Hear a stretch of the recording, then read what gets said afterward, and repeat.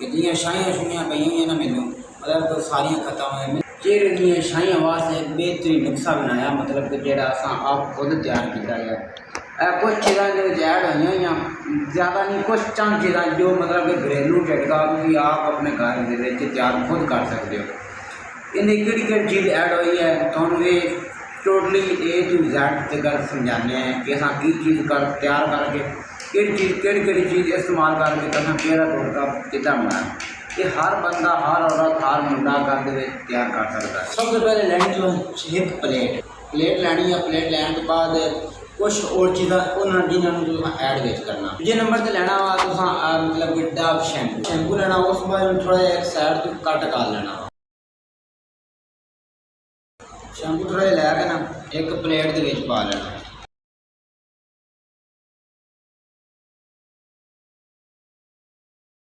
उस बाद जो दूजे नंबर की चीज़ लैनी है तो एक लेना नींबू मतलब कि कटाई कर लैनी। कटाई करके तो पानी जो मतलब कि नींबू का ना वो इन्हें नचोड़ देना। नींबू का बिचू पानी काढ़ लेने जो छिलके ने एक साइड पर रख देना ताकि बाद जो होली बात दूसरे तीजे नंबर की चीज़ का कोलगेट लै लो, डॉक्टर टूब लै लो, लेकिन कोई भी लै लो, लेकिन आप लैनी वही है जी मतलब कि आप मसवाक डैम इस्तेमाल करना। इन उस मुकदार ना पाना वा जे मुकदार मतलब कि नींबू का पानी पाया तो तुसें शैंपू पाया उस मुकदार ने थोड़ा जिहा बेच इस्तेमाल कर लेना। इस्तेमाल करने तो बाद इन्होंने तिना चीज़ों मतलब कि आपस में मुलायम कर लेना। कोई भी चीज़ लैके ना उनके नाल मुलायम कर लेना। हाथ ना कर लो या किसी और चीज़ ना कर लो, इनका कोई इतराज़ नहीं। कुछ चीज़ां जो ऐड हुई ज़्यादा नहीं, कुछ चंद चीज़ां जो मतलब कि घरेलू झटका आस्ता आस्ता थोड़ी थोड़ी ना मतलब कि ज़्यादा नहीं इस्तेमाल करी, थोड़ी थोड़ी इस तरीके में चेहरे पर मुलायम करनी है।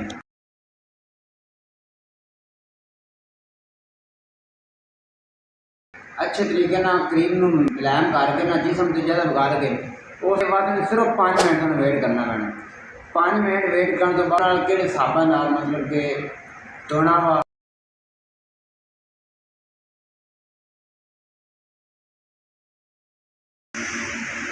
अपनी क्रीम मतलब कि चेहरे पर लै गया।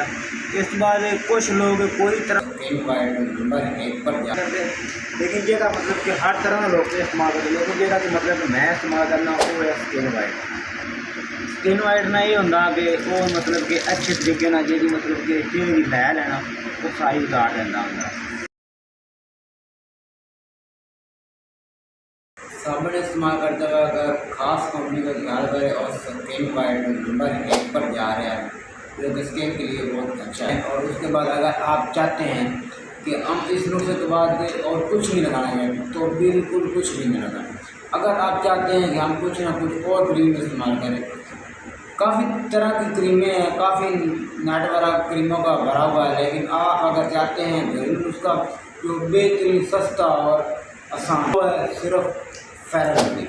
आप फेयर लवली लगा सकते हैं कुछ दिनों के लिए। इसको सिर्फ 1-2 बार इस्तेमाल करना, एक हफ्ते में 1 बार 2 बार इस्तेमाल करें और टोटली तमाम के तमाम छः दाग धब्बे ख़त्म परमानेंट। अगर वीडियो अच्छी लगे लाइक शेयर कमेंट करें, चैनल को सब्सक्राइब करें, दोस्तों को शेयर करें।